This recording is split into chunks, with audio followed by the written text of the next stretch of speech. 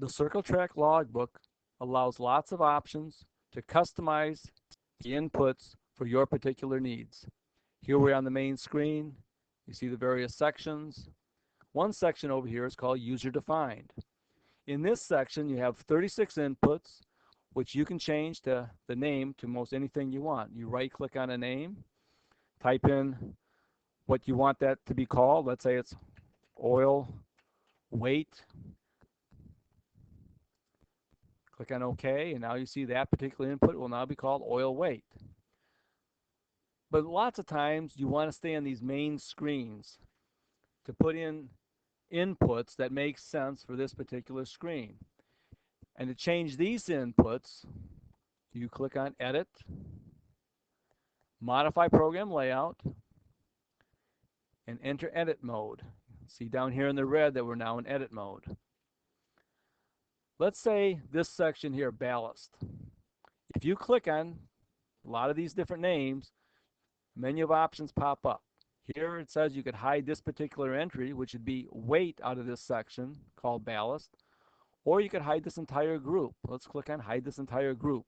We don't want to use the ballast number 1 group, for example. Sometimes you might just want to get rid of one input. Here, quarter panel height. You might want to just get rid of that one particular input, and then you'd click on Hide this entry. Everything turned to green here will not be visible next time you start the program. But sometimes you want to keep an input, and you just want to change the name. Let's say frame height. Let's say you don't measure frame height. You don't want to use that. But you want to rename it. So let's say instead of frame height, you want to call it, not sure what rear vent means, but it might mean something to you. Now that you made these changes, you might want to save them, and you'll see here some inputs have this little squiggle at the beginning of their names in edit mode. That squiggle is called a tilde, but the important thing is inputs with a little tilde cannot be changed, because those are very critical for some calculations being used in the program. Left weight is being used for things like cross weight, left weight, and rear weight percentages. So you can't change that. That's too important to allow you to change it. I don't know if you noticed here, but any changes you made here, you can undo.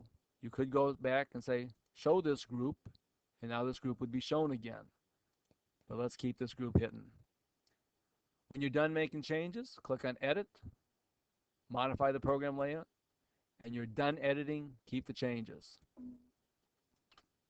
And now you can see here, that complete section of gone. That was called Ballast 1. This one input, quarter panel height, is gone in this section. And this name that used to be called frame height is now called rear vent.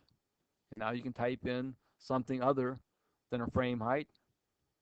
Maybe the rear vent should be set to 33. Again, that makes sense to you, and that's all that's important. So the Circle Track Logbook allows you lots of different options to change its layout. This concludes this demo.